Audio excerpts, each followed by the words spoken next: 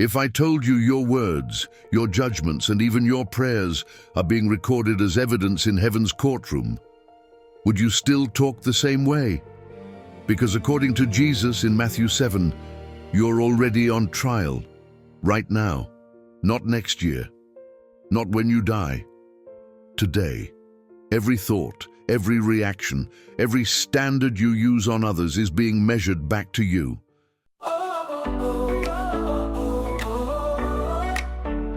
Look what he's done, can you see his grace? He set me free, so fills this place. To all my friends, Matthew 7 isn't just a list of moral tips. It's the closing argument of Jesus' Sermon on the Mount, the verdict of the King. Here he exposes the hypocrisy of judging others, redefines prayer as petitioning a righteous judge, and ends by showing what happens when a life ignores his authority. So if you've ever wondered what God is really evaluating when he looks at your life, this chapter is the courtroom transcript. What do we see? Let's observe the passage for what's actually there. 1. Judging others, verses 1 to 5. Judge not, that you be not judged, for with the judgment you pronounce, you will be judged. The first words strike like a gavel. Jesus isn't saying never use discernment. He's revealing a measure-for-measure principle. Whatever standard you apply becomes the legal precedent by which you will be tried. Then he paints that unforgettable image. A man pointing out a speck in someone's eye while a plank blinds his own. Visually absurd, yet spiritually accurate. 2. Pearls and pigs, verse 6. Do not give dogs what is holy, and do not throw your pearls before pigs. At first this seems random, but in a courtroom frame, it's about handling sacred evidence. Don't hand divine truth to those who only want to trample and attack it. The judge values holiness. Misuse it and you dishonor the court. 3. Ask, seek, knock, verses 7 to 11. Ask, and it will be given to you. Seek, and you will find. Knock, and it will be opened. Prayer is not a wish list, it's a legal petition.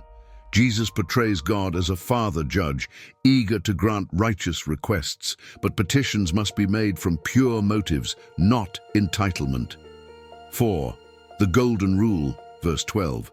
So whatever you wish that others would do to you, do also to them. For this is the law and the prophets. This isn't generic kindness, it's covenant law.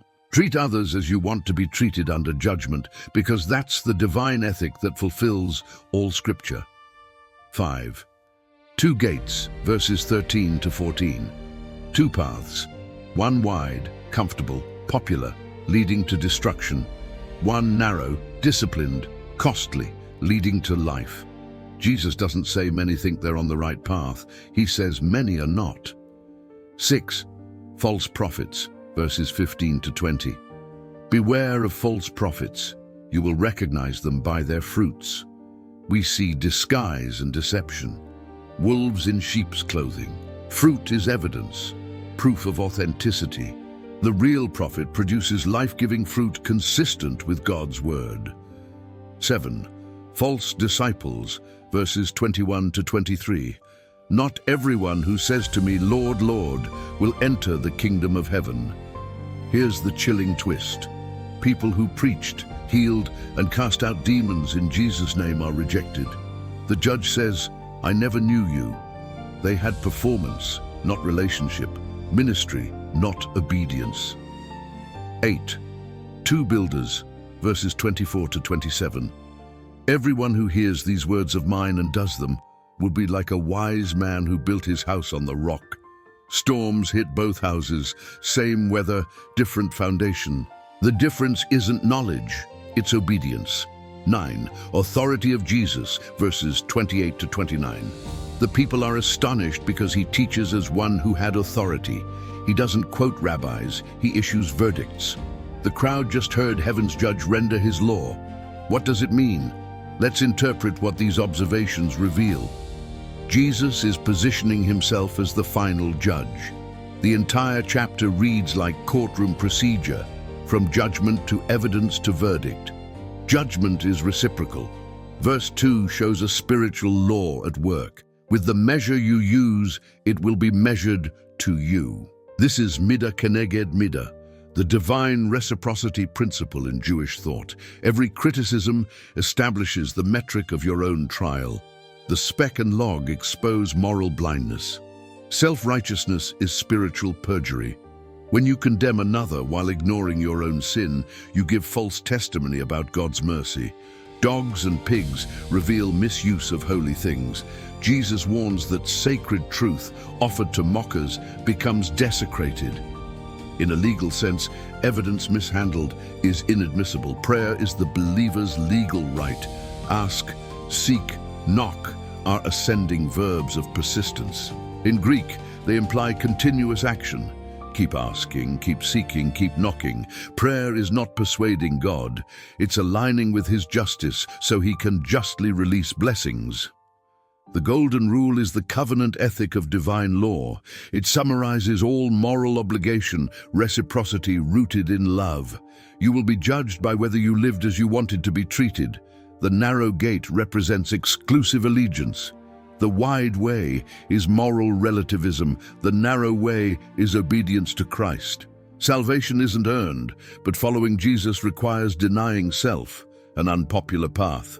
False prophets, Nzich, counterfeit authorities. They claim revelation but bear rotten fruit, exploiting, dividing, self-promoting. Jesus calls them wolves because they consume what they should protect.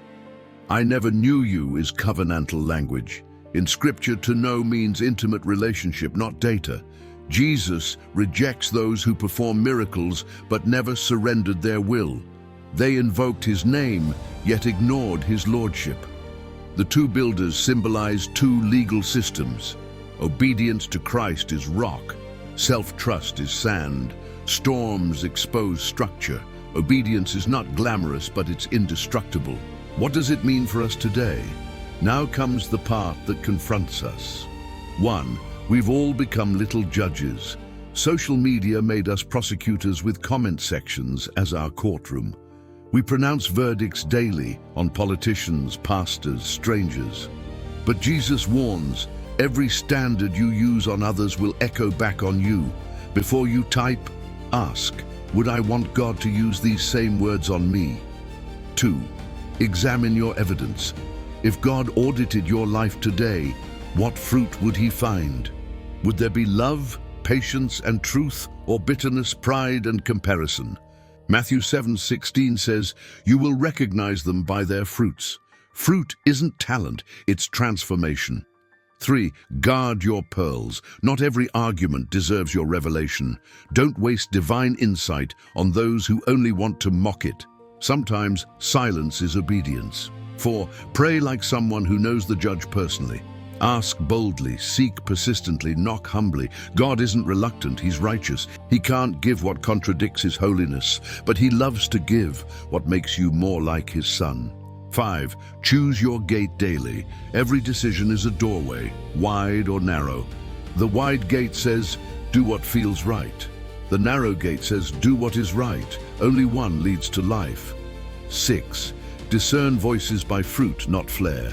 We're surrounded by influencers quoting verses but denying repentance. Test every teaching by its outcome. Does it make you holy or hollow? 7. Don't confuse spiritual activity with spiritual intimacy. Verse 22 is terrifying. People performed miracles yet were unknown by Christ. Serving God without surrendering to God is self-promotion dressed as devotion. 8. Build obedience before the storm hits. No one builds during a hurricane. Foundations are laid in peace. If you only obey when it's convenient, you're building on sand. When suffering comes, and it will, your theology will be tested by reality. 9. Remember who's on the bench. At the end of Matthew 7, the crowd is amazed because Jesus speaks with authority. He doesn't quote others. He is the standard. That means Christianity isn't a debate. It's a declaration. The judge has spoken. Here's the moment everything builds toward. You are already in the courtroom. Every judgment you make, every prayer you utter, every foundation you build is being examined. And the verdict hinges on one question. Do you merely hear His words, or do you live them? When the rain falls, loss, temptation, persecution, your obedience will either defend you or expose you. The storm doesn't destroy righteousness, it reveals it. So what is Jesus really saying in Matthew 7? He's warning you before the sentence is read. He's inviting you to settle out of court by grace. The judge became your advocate. The gavel meant for you fell on him. And now the one who could condemn you stands offering mercy. That's not sentimental. That's justice satisfied by love. Let's summarize this inductively. Jesus describes a divine courtroom, judgment, prayer, verdict. He is the rightful judge whose words define righteousness. Examine yourself. Live the gospel you profess. Build on obedience, not opinion. Matthew 7 ends not with comfort but with confrontation. Great was the fall of it. Jesus doesn't want polite listeners. He wants transformed disciples. If your foundation is anything other than His word, it will collapse, no matter how beautiful the house looks from the outside. As we wrap up our Sermon on the Mount Bible Study series, let's us pray. Father, expose every false foundation in us. Tear down the pride that makes us judges of others. Teach us to ask with humility, to seek with persistence, to knock with faith. Make our obedience our offering. Let the storms prove our roots, not destroy them. And when we stand in your courtroom, may mercy speak louder than accusation because of Jesus, our advocate and our judge. In Jesus' name, I pray. Amen. If this message opened your eyes to Matthew 7, watch our next study on Matthew 8, where the judge steps off the bench and starts healing the condemned.